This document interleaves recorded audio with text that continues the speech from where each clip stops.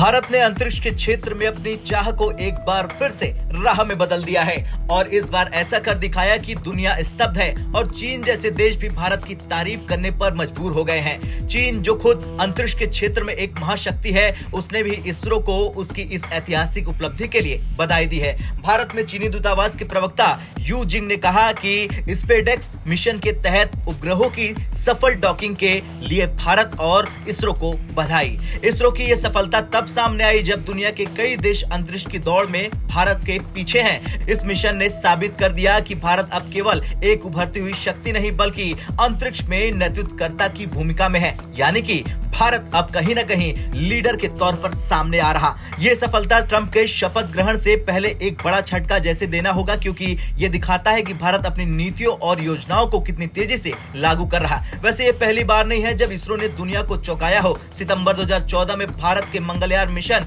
यानी Mars orbiter mission ने मंगल की कक्षा में सफलतापूर्वक प्रवेश किया था। इस उपलब्धि ने भारत को मंगल तक पहुंचने वाला पहला एशियाई देश बनाया था। इतना ही नहीं, भारत ने ये उपलब्धि अपने पहले ही प्रयास में हासिल की थी, जो कि एक ऐतिहासिक रिकॉर्ड है। चीन ने उस वक्त भी मंगलयान की सफलता पर भारत की तारीफ करते हुए कहा था कि यह केवल भारत या एशिया के लिए नहीं बल्कि पूरे मानव जाति के लिए एक ऐतिहासिक प्रगति है। चीन ने 2020 में अपना पहला मंगल मिशन तियानवेन-1 लॉन्च किया, जो 2021 में मंगल की कक्षा में सफलतापूर्वक प्रवेश कर गया। लेकिन इसके एक दशक पहले चीन को असफलता का सामना करना पड़ा था जब रूसी अंतरिक्ष यान के साथ उसका ऑर्बिटर यिंगहुओ 1 नाकाम हो गया। इसरो की सफलता न केवल चीन को प्रेरणा देती है बल्कि उसे ये भी सोचने पर मजबूर कर रही कि विज्ञान और टेक्नोलॉजी में भी भारत उसका सबसे बड़ा प्रतिद्वंदी बनकर सामने आ गया है। बता दें कि स्पेसएक्स मिशन के तहत इसरो ने अंतरिक्ष में 2 उपग्रहों को सफलतापूर्वक डॉक किया।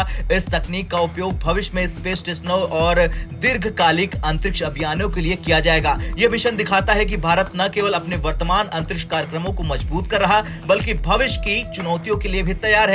अमेरिका के राष्ट्रपति डोनाल्ड ट्रंप के शपथ ग्रहण से पहले भारत की यह सफलता एक बड़ा संदेश है। यह दिखाता है कि भारत अब अपनी वैज्ञानिक और टेक्नोलॉजी क्षमता में किसी भी महाशक्ति से पीछे नहीं है।